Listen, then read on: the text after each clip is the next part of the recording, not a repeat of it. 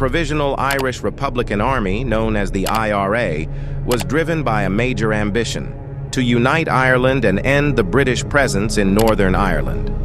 Formed in 1969 after a split within the original Irish Republican Army, this faction was much more aggressive than its predecessor, the official IRA, which had largely stepped back from militant activities by the 1970s. Unlike the official IRA, the provisional IRA was notorious for its readiness to employ violence to achieve its aims. Their targets were wide-ranging, including not only British soldiers and Northern Irish police officers, but also civilians, judges, and even retired military personnel. This tactic was part of a broader strategy to destabilize the region and weaken British control. The IRA's operations extended beyond targeted killings. They also orchestrated bombings and attacks on commercial establishments as well as military installations, both in Northern Ireland and mainland Britain. Their acts of violence were calculated to create a state of perpetual unrest, forcing the British government to reconsider its role in Northern Ireland. This campaign was characterized by a relentless pursuit of their ultimate goal: a unified Ireland free from British rule, showing their willingness to go to great lengths, including significant civilian and military casualties, to realize their vision. Towards the end of 1986, the IRA changed its strategy, focusing more on driving out the security forces in Northern Ireland. The British government, seeing this shift, ramped up its efforts to keep tabs on the IRA. Their goal was clear: stop any future attacks before they could happen. In response, the elite SAS troops started rotating regularly into Northern Ireland. They worked hand in hand with the local Irish police and MI5, Britain's secret intelligence service, to keep a close eye on IRA activities. The SAS, Britain's top-notch special forces, had been involved in Northern Ireland since the early days of the British Army's deployment there, particularly active in South Armagh. But it was in 1976 that they really stepped up their game, sending in their D Company. These guys were known for their stealth and craftiness in gathering intelligence on the IRA. They were different from regular army or police units.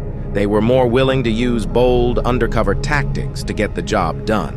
Their presence in Northern Ireland was all about outsmarting the IRA at their own game, using their expertise in covert operations to anticipate and disrupt IRA plans. The IRA and the SAS employed markedly different tactics and strategies in their operations.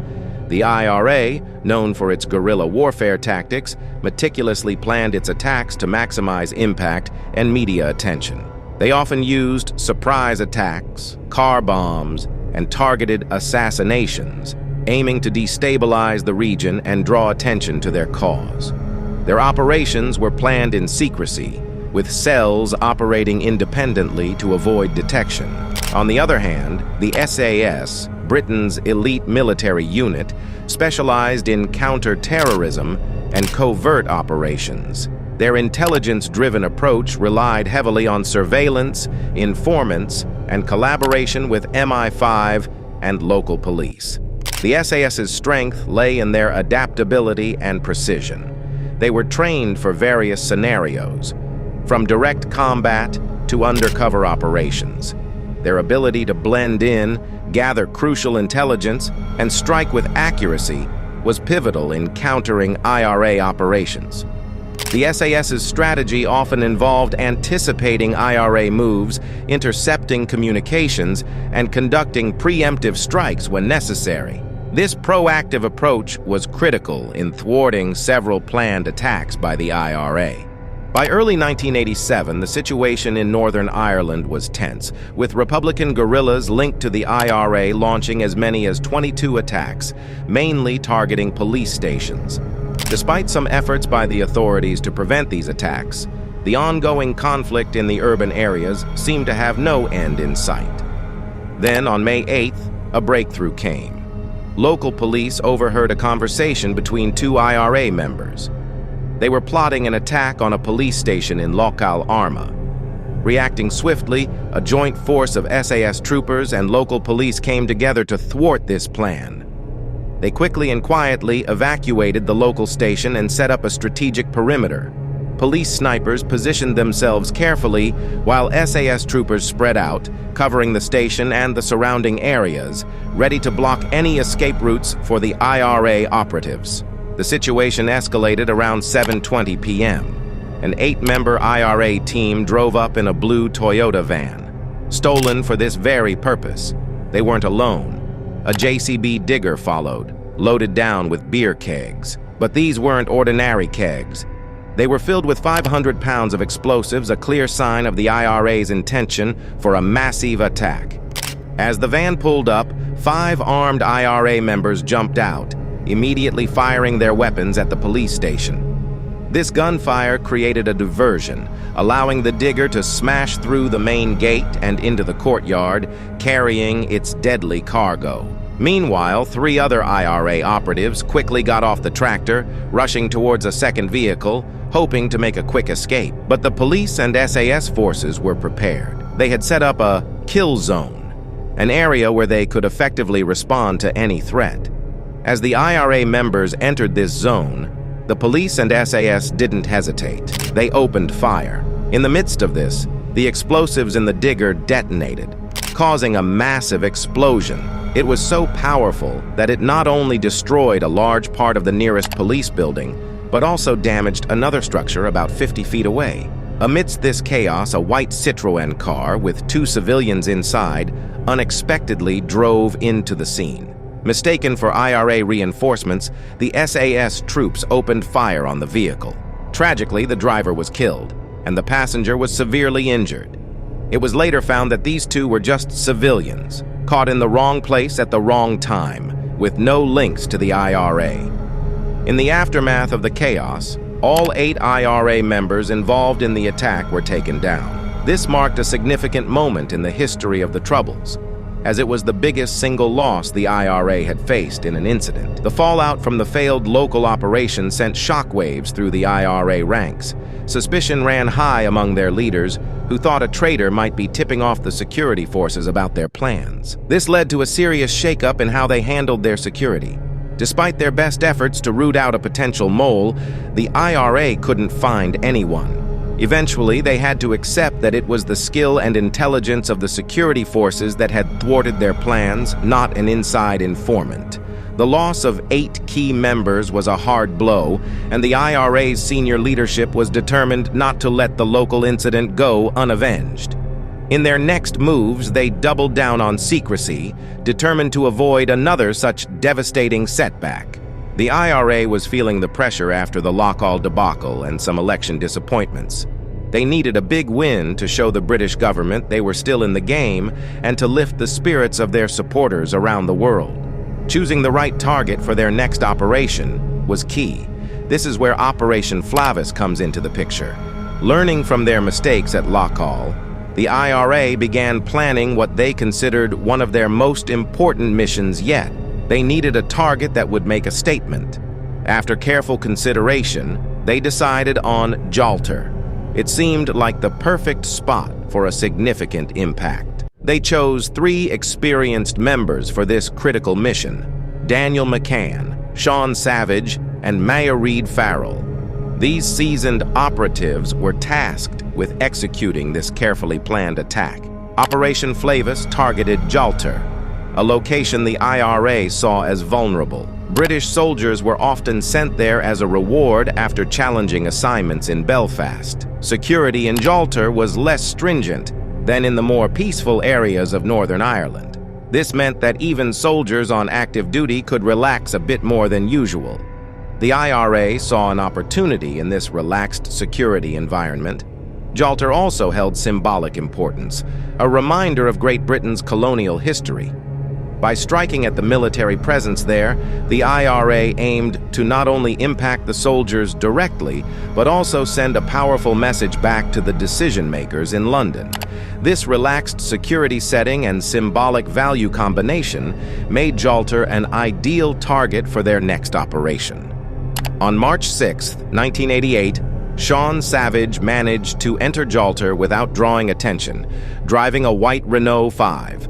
An MI5 agent noticed him and started following his movements, but it took about an hour and a half to confirm it was indeed Savage.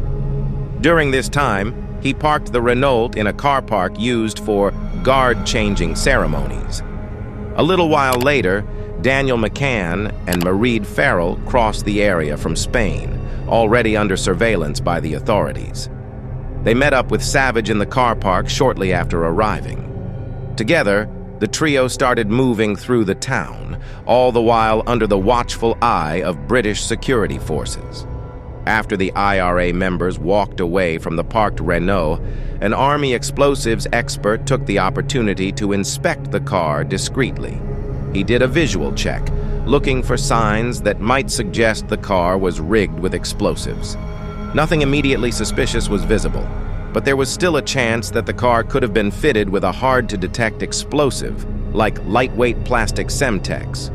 One detail that did catch the expert's attention was the car's radio antenna, which seemed a bit out of the ordinary and raised some red flags. Once it was confirmed that the three individuals were indeed the suspected IRA members, the local police chief made a crucial decision. He handed over the reins of the operation to the SAS, known for their expertise in such high-stakes situations. The SAS's mission was clear: move in and try to arrest the IRA operatives. Blending in was key, so the SAS troopers wore everyday civilian clothes. They were equipped with concealed radios for communication and 9mm Browning high-power pistols, discreetly hidden under their clothing. The team split into smaller groups, each tasked with closely following one of the IRA members, Savage, McCann, and Farrell, keeping a watchful eye on their every move without drawing attention to them. As the SAS team prepared to move, an unexpected incident added tension to the already charged atmosphere. A local police officer, delayed and stuck in traffic, switched on his car's siren. The sudden blare of the siren startled McCann and Farrell, making them visibly nervous and alert. At that critical moment, McCann locked eyes with one of the SAS members who was tailing them only about 10 meters away. Reacting quickly, the SAS operative drew his pistol, intending to issue a warning. But then, McCann made a swift, suspicious movement with his hand across his jacket. Fearing that McCann might be reaching for a weapon or possibly a remote detonator for a car bomb, the SAS trooper didn't hesitate and opened fire. McCann was hit by several shots and collapsed. Simultaneously, Farrell, seen reaching into her bag, was perceived as another threat. Consequently, she too was shot by the SAS team. Immediately following the initial shots, the situation escalated rapidly. Another member of the SAS team quickly drew his weapon and fired at both McCann and Farrell, who were already down. Hearing the gunfire, Sean Savage spun around and suddenly found himself staring directly at two SAS troopers. They had been assigned to arrest him. Instead of the usual command to raise his hands, Savage was ordered to halt. In a tense and rapid response, Savage reached towards his jacket pocket. The SAS troopers, suspecting that he might be going for a weapon or potentially a remote detonator for the car bomb, didn't take any chances. One of the troopers responded with immediate and decisive action, firing at Savage. Within just a few seconds, Savage was hit 18 times. With these actions, the SAS team effectively neutralized all the IRA insurgents involved in the operation, preventing what could have been a devastating attack with significant civilian casualties. Initially, the operation was hailed as a great success, a skillful move by the SAS to prevent a potentially deadly attack. However, this narrative soon shifted as new details emerged. It turned out that none of the three IRA members, McCann, Farrell, and Savage, were armed at the time of the confrontation. Additionally, no remote trigger for a bomb was found on them or in the vicinity. Adding to the complexity, the Renault car that Savage had parked in the town, which had raised suspicions of containing explosives, was actually empty. There were no bombs inside it. This revelation led to a change in how people viewed the incident. What was once seen as a swift action to neutralize a threat began to look more like the summary execution of unarmed individuals. This turn of events played into the hands of the IRA, providing them with a potent tool for propaganda. Later on, investigators found an explosive package in Spain, which was linked to the 3 IRA operatives. It seemed that the Renault car was intended as a placeholder for another vehicle that was supposed to carry the explosives, a part of the IRA's planned operation. This discovery added another layer to the already complex narrative of the incident. In the months following Operation Flavis, an extensive investigation was conducted into the entire incident. This inquiry was sparked by serious claims that the SAS's true purpose was not to arrest the IRA operatives, but rather to eliminate them. Witnesses at the scene reported that the IRA members seemed to be surrendering when they were shot. This controversial aspect of the operation led the families of Savage, McCann, and Farrell to take their case to the European Court of Human Rights in 1995. The court found that the British government had violated Article 2 of the European Convention on Human Rights, which concerns the right to life. However, the court also acknowledged that the 3 individuals were engaged in an insurgent act. Consequently, the court unanimously declined the family's compensation and legal expenses request. It's a complex and contentious topic, and we want to hear your thoughts. Share your opinions in the comments section below. And if you found this video insightful, don't forget to like and subscribe for more. Thanks for watching.